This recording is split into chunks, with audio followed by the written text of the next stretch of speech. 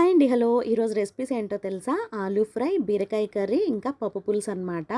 ఇంకా ఇదైతే బీరకాయ కర్రీ కోసం ఆయిల్ కొద్దిగా వేడి చేసుకున్న తర్వాత బీరకాయ ముక్కలు, ఉల్లిపాయ ముక్కలు వేసేసి కొద్దిగా ఫ్రై అయిన తర్వాత సాల్టు, జీలకర్ర పొడి, పచ్చికారం అదే రెడ్ చిల్లీ పౌడర్ వేసేసుకోవడమే. కూర అయితే చాలా కమ్మగా ఉంటుంది. చిన్న తీపిదనం ఉంటుంది ఉల్లిపాయ వల్ల.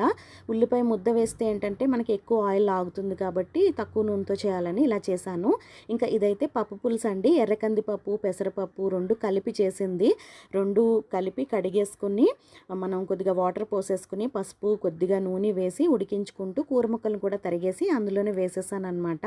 అందులోనే చింతపండు రసం, అలాగే సాల్టు, తీపి కోసం కొద్దిగా బెల్లం, కొద్దిగా ధనియాల పొడి, పచ్చికారం వేసి మరిగించేసుకుని పోపు పెట్టేసుకోవడమే. ఇంకా ఇదైతే ఆలూ ఫ్రై అండి. జీలకర్ర పొడి, ధనియాల పొడి, సాల్టు, కారం ఈ 3 వేసి చేసింది. ఇవైతే ఈరోజు రెసిపీస్ అనమాట. ఇంక ఇవైతే తాటి ముంజులు, ఎందుకంటే సమ్మర్ కాబట్టి చలవ చేయడం కోసం ఎప్పుడు దొరికితే అప్పుడు, ఎప్పుడు వీలైతే అప్పుడు తెచ్చుకుంటూ ఉంటాం అనమాట. ఇవైతే ఒలిచేసుకుని రెడీగా ఫ్రిడ్జ్లో పెట్టాము. చల్లగా అయిన తర్వాత ఈవినింగ్ 4 o'clock ఆ టైంకి తింటే బాగుంటుంది. ఈవినింగ్ స్నాక్స్లా కూడా అయిపోతుంది, చలవ చేస్తుంది.